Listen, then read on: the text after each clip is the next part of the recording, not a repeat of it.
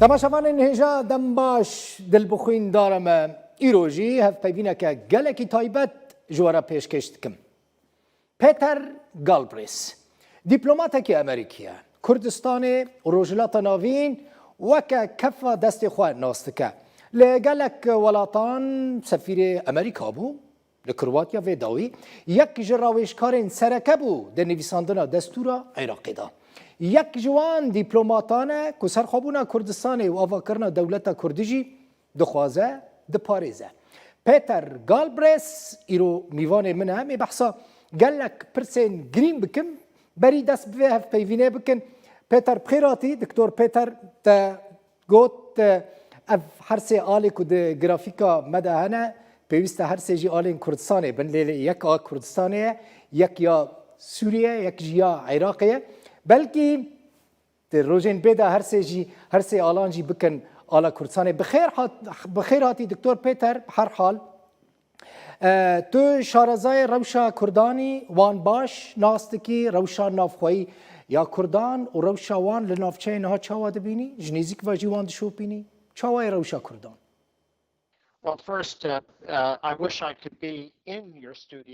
پیشی خوزی من کاری بیال استودیو الگرتا بوما لشونا کو از جمالا خواب تر باخفم. بگومان ویروسا کورونای گشت کرن زحمت کریا و آوای جیانا مهمویان گوهریان. بنری نامن راستا کو هریما کردستانی کاریج عراقی باشتر روشه بریوبم. بگومان باشتر ج ایران و ترکیه تر باشتر جروشا کو ام لامریکای دیدنجی ویروسی هر تشت گوهرتیان از دیزانم بیروشه باندور لهرما کردستانی جی کریا یکش انجام نوی خرابونا روشا آبوریا اف جی جبر داکتنا خوسته کال سر پتروله نبونا خوسته گیجی نرخ پتروله داخست داکتنا نرخ جی بو سدما که بونا دهاتا پتروله بو بغدا و هرما کردستانی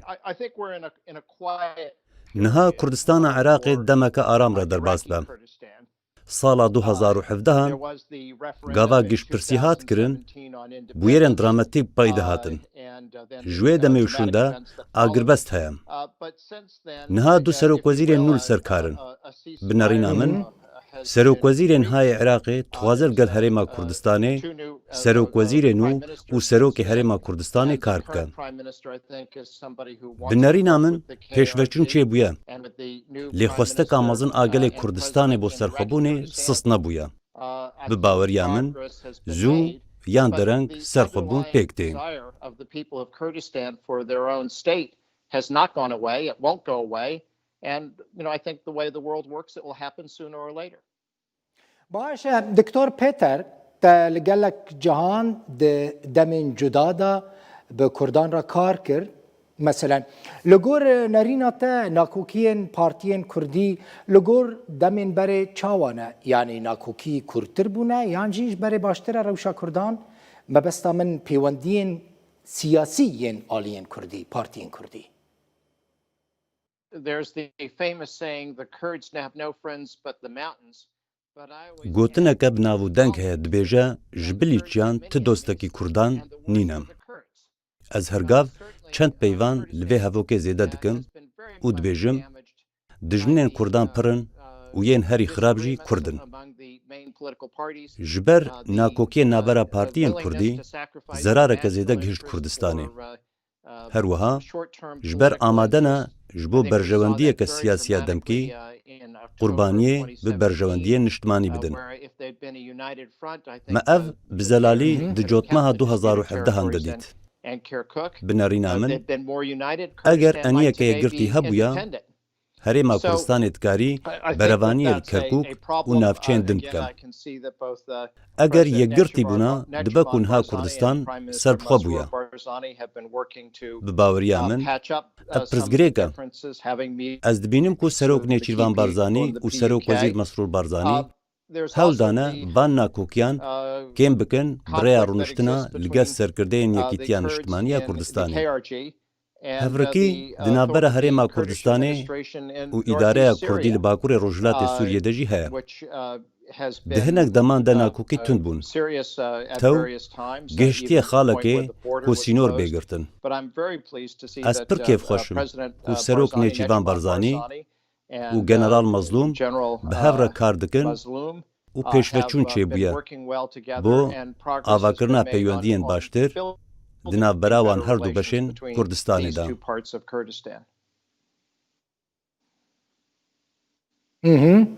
باشا دكتور بيتر نها مثلا روشة كردان لعراقي جر روشة عراقي بخوا قالكي جدا ترات دشوبيني ودبيني مثلا عراقا كو كرد تيدا يك برياردارين سركبون ودمي نها كرد داخوزا نيف بتشي كيجي جي عراقي دكن لبغداد ويجي ناشينا بنارينا چما روشة كردان جيشتا في داري في روشي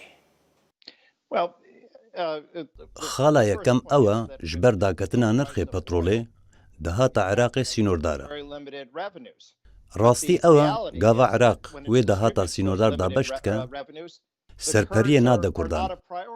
عراق به وی آوای خود بینه و به وی آوای خود دناسین کوبره د دستور دهات بون نویسین عراق دولتک عربیم.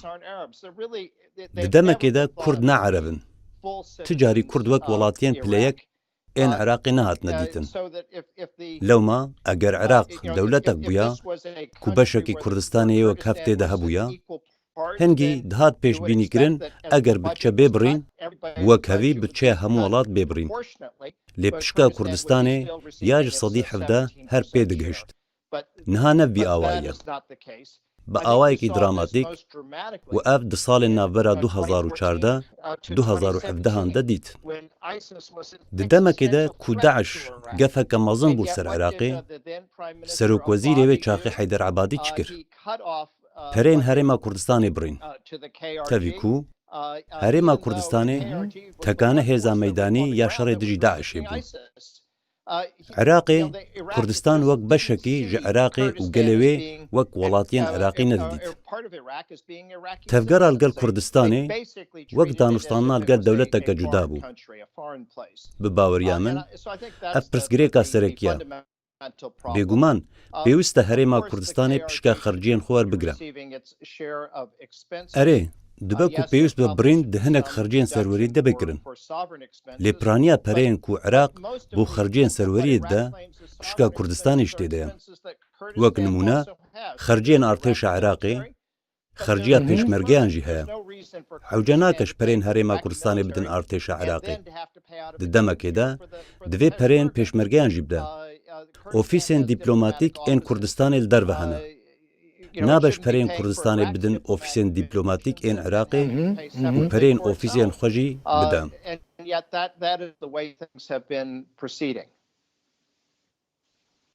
بله ودمه برز گالبریس مثلا توک شورمندکی بشداری نویساندن دستور عراقی بوی کردان 54 ماده دست نشان کرنه که حتی نهاتنه جی بجی کرن مثلا سروك تيار الحكمة عمار الحكيم جي دبيجات سيستم ودستور نها يا برنا عراقي سرنكت قالوا دستور عراقي دبنجها خدا شاش بو يانجي جي بجي كرنا وي دستور شاشة نباش تيجي بجي كرن. از باور ناکم پرسگریک این دستوری هبن.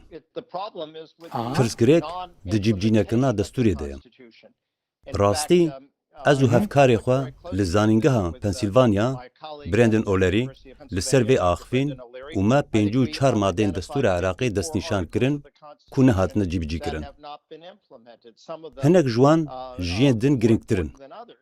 اگر دستور بهاتا جیب جی کرن و هفبشیا راستقین الولات هبویا بنارینا من او پرزگریک انها ندبون. تجاره کدن هاتی سر بحثا خالا سرکم. دما رشنویسا دستوری هات نویساندن کردان گرنگی ندان آوا کرنا عراقی که یک گرتی یان عراق که بهیز.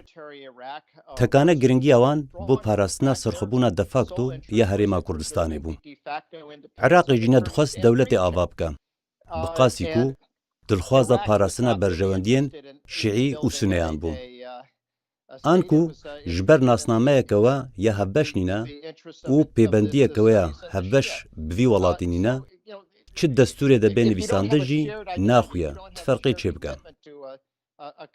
بنەرینا من دەستورەکە پڕ باشە لێ پێویستە بێ جیبجیکردن. تەنێ وێ دەمێتێ جیبجیکردن و پێبەندێ وێ بن. Di bingehda berpirsên Bexdayê ne pêbendê destûrê ne. People are committed to it, and fundamentally the authorities in Baghdad are not committed to the constitution. Di dema Dr. Peter, di dema nivîsandina destûrê de meselen دوێ باوەریە دەبووی کۆ مادەیا 140 بێ بەجیکردن و پرسکرێکا کەرکووکێ و ناوچەیەن جهێن ناکۆکیە حتا داویە 2007 بێن چارەسەرکردن پرسکرێکên جددینە حتا نەهاژی بوونە پرسکرێکên جددی di navbera Hewlêr û Bexdayê de û nehatine çareserkirin. Min bawer dikir ku maddeya 58 ya serdema encumena demkî ku paşê bû maddeya 140 ya destûrê tê cibcîkirin. Buwateya ku min wiha bawer dikir hemû alî hevnerîn dibin û berî 31 Kanûna Yekem a 2017 giştpirsî tê kirin. Niha zêdeyî 12 salan di ser wê demê re derbas bûne. Îradeya Bexdayê nebû bo cibcîkirina maddeyekê kulba Kurdan girîng bû. Ez careke din dibêjim. Sedem ew ku Kurd wek welatiyên pileyek ên Iraqê nayên hejmartin. Li vir pêwîst e ez lomeş beşekî serkirdayetiya Kurdan jî bikim. Ji ber maddeya 140 ku berê maddeya 58 ya serdema encumena hikûm bû, dibêje her sê serokatî ku wê çaxê Celal Talebanî yek jiwan bû, dikarî bûn pêşniyaran pêşkêş bikin derbarê destkarîkirina sînorê Kerkûkê û hilweşandina guherînên ku Saddam Hüseyn di sînoran de kiribûn. Ji vê re tê gotin proseya asayîkirinê. Di dema hevnerînnebûna her sê serokatiyên Iraqê de hewce dike nabijênvanekî serbixwe destnîşan bikin da ku biryarê ji wan re bide. Di egera razînebûna biryarên wê nabijênê serbixwe, wê demê hewara xwe digihînin sekreterê giştî yên netewên yekbûyî. Tiyek ji van pêngavan nehat avêtin. Pêşniyarkirin ji bo wan pêngavan di sînorê desthilata Serokkomar de ye. Bi sadeyî, ti hewlek bo cibcîkirina wê madeyê nehat dan. Lewma, bi nerîna min, beşek ji berpirsyariya cibcînekirina wê madeya destûrê di stoyê Kurdan de ye. Belê. Baş e meselen hat tiştekî din tê rojevê madam gotin hate ser bütçeyê Iraqê bütçeya Kurdistanê ragirtiye tu zanî daxwaza gaz, petrol dahata deriyên sînorî dahata balafirxaneyên Kurdistanê dike gelo. Di qezenca Kurdistanê de ye dev ji wan hemû desthilatên xweber de û radestî Iraqê bike ji bo ku bütçeyê bişîne? Bêguman, yek ji girîngtirîn şiyanên Kurdistanê şiyana kontrolkirina sînorê erdî û esmanî ye. Eger Kurdistan de ji van ber de dê di rûyê cîhanê de bêgirtin. Karesat çê dibe. Bi nerîna min, nabe hûn ti carî bi vî tiştî razî bin. Derbarê bütçeyê de taybetmendiyeke giring a destûra Iraqê ew e ku mafê kontrola berhemanîna petrolê dide Kurdistanê. Mijara çawaniya hinardekirinê ne zêde giring e. Çê dibe petrol li Kurdistanê bê berhemanîn û ji aliyê Somoyê ve bê hinardekirin. Paşê dahatayê bê dabeşkirin. Sedema ku hûn dixwazin berhemanîna petrolê kontrol bikin, ew e eger hûn pişta xwe bûyekê girê bidin bexta çekeke pereyan ji we re bişîne. Hingê wateya otonomî yan xwerêveberiyê namîne. Eger hûn bi xwe petrolê berhem bînin, dibe çavkaniya dehata we. Lê çawaniya firotina petrolê mijareke kêmtir giring e. Baş e. Amerîka ku serkêşiya nivîsandina destûra Iraqê û danîna sîstema nû ya Iraqê kir, lê Amerîka li hemberî birîna bütçeya Kurdistanê ji aliyê Bexdayê ve bêdeng ma. Tu vê helbesta Amerîka çawa dibînî?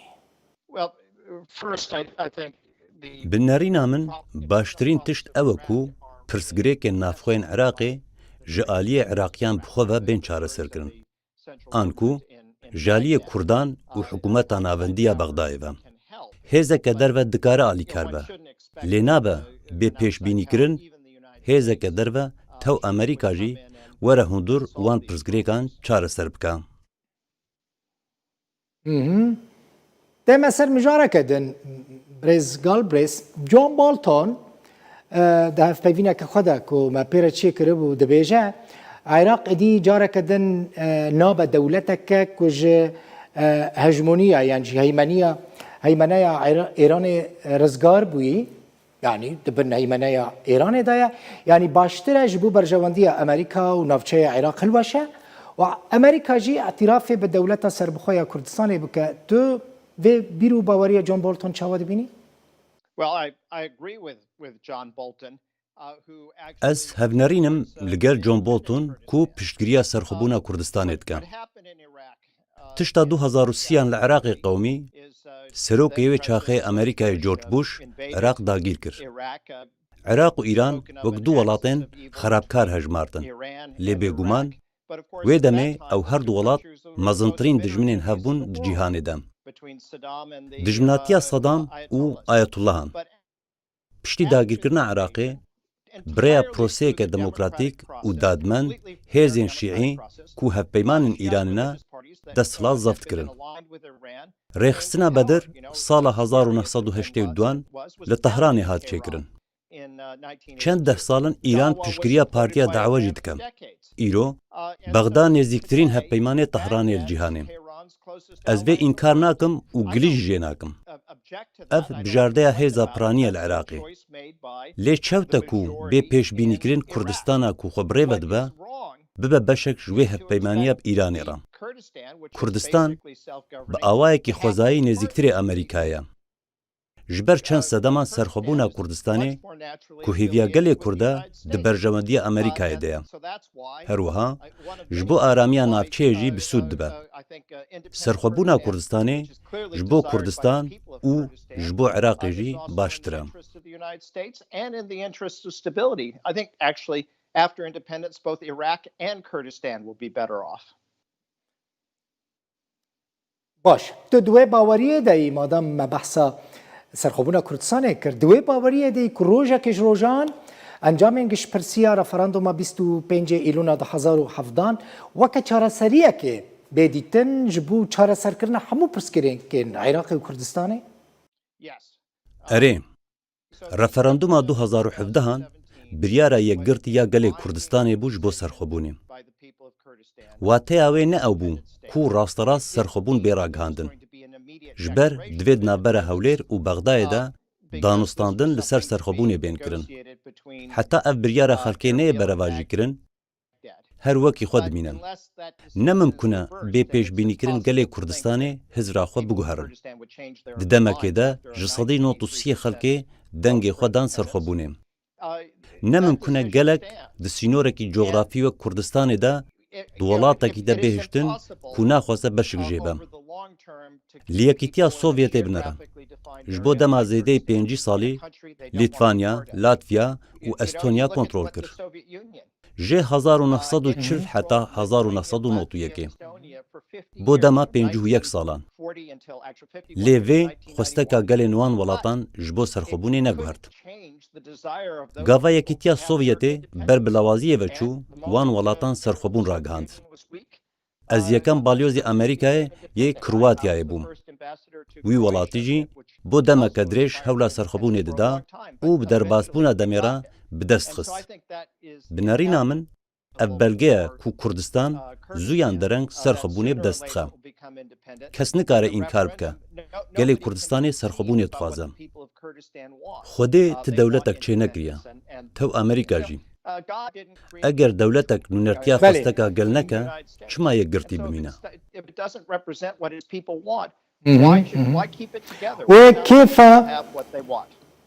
kêfa Kurdan jî bêguman kêfa Kurdan wê ji vê gotina te re gelekî bê dixwazim derbasî Rojavayê Kurdistanê bibim. Donald Trump serokê Amerîka dixwast Rojavayê Kurdistanê li şûna xwe bihêle yanî berkeve ji Tirkiye re bihêle.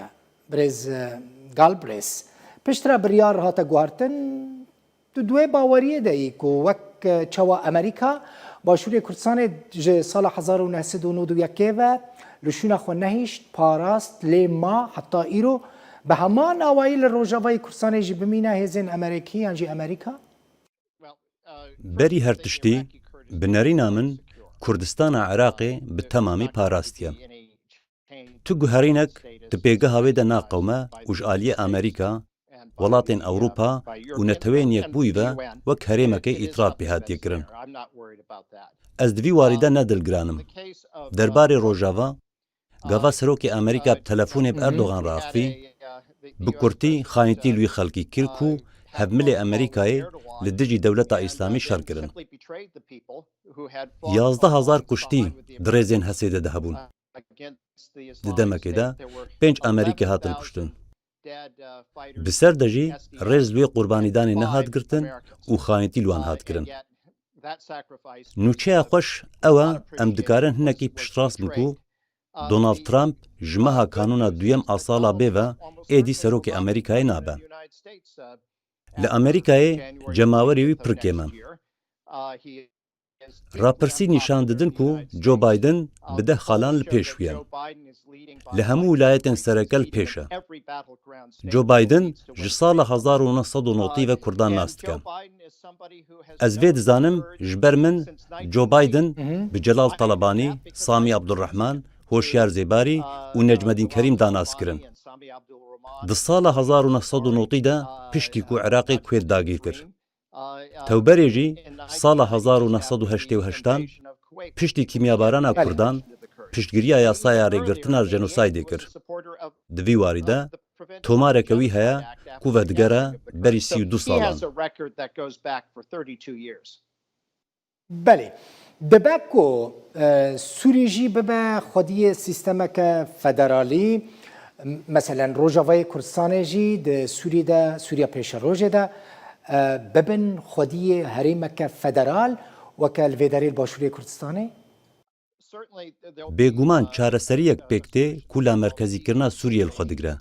Li gel rêjeyeke berçav ji desthilata xwarêveberiyê ji Kurdan re. Têgeha federalîzmê dê li Sûriyê bê bikaranîn yan na nizanim. Lê zehmet e ti peymanek bi Esed an oposyon re bê pêşbînî kirin. Her çi qasî oposyon ji nav çûye jî.